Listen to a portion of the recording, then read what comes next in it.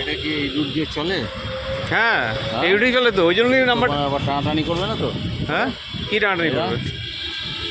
কোনো একটা অজুহাত ইস্যু দেখিয়ে